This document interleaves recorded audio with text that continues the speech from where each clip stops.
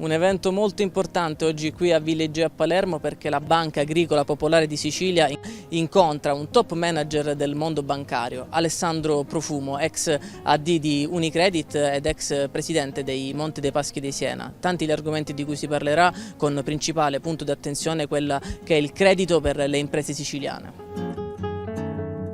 Oggi parleremo sicuramente del ruolo delle banche di prossimità, parleremo del futuro dell'economia del territorio, parleremo dell'Italia, parleremo di etica nella finanza, parleremo di difesa, no? Difesa unica europea, sì, no, vista anche l'escursus professionale di Alessandro. Poi ci apriremo alle domande del pubblico e quindi vedremo. 3 mesi da BAPS, qual è lo stato dell'arte? Anche perché le banche in questo momento, diciamo, anche grazie ai tassi di interesse della BCE, sono forti. Voi siete fortissimi in Sicilia, siete la prima banca. Noi credo che abbiamo chiuso un 2024 molto positivo, il miglior risultato della storia della banca, e abbiamo cominciato bene anche il 2025. È chiaro, come dice lei, che nei momenti buoni bisogna aumentare il livello di attenzione, non abbassarlo, e quindi siamo vigili e attenti, ma col giusto grado di entusiasmo. Come si fa impresa in Sicilia e come le banche possono aiutare, diciamo, gli imprenditori che anche giovani sono qua e vogliono appunto fare impresa? Possono aiutare questi imprenditori ascoltandoli molto, dandogli suggerimenti, avendo la capacità di dire dei sì ma anche dei no, in modo tale da evitare degli errori, sempre in un rapporto che sia continuo e che sia costruttivo. Cosa è cambiato negli anni?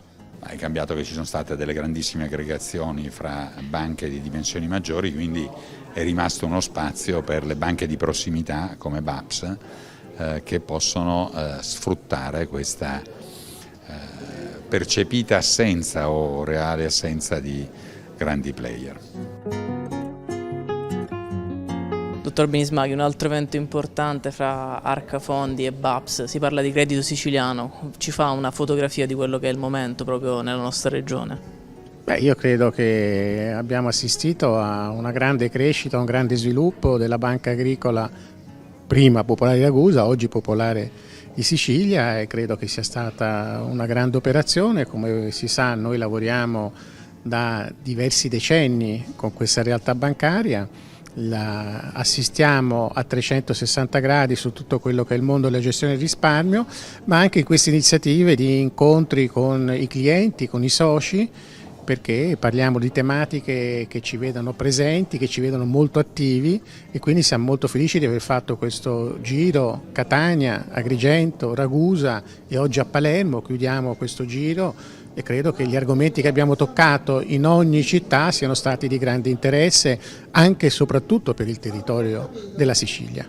Ci sarà uno spazio per tutti, sia per chi fa banca, sia naturalmente per chi vuole fare impresa. Il problema è che bisogna avere progetti validi che possono essere sostenibili dal punto di vista finanziario, e quindi non bisogna essere negativi a priori, ma essere positivi, portare avanti delle idee, e soprattutto i giovani devono aver voglia di fare impresa e devono essere aiutati in questo, proprio a sviluppare le loro idee, soprattutto, come si è detto, nel mondo della tecnologia, del digitale. C'è tante opportunità, tanti spazi, e stanno nascendo tante realtà anche in Sicilia.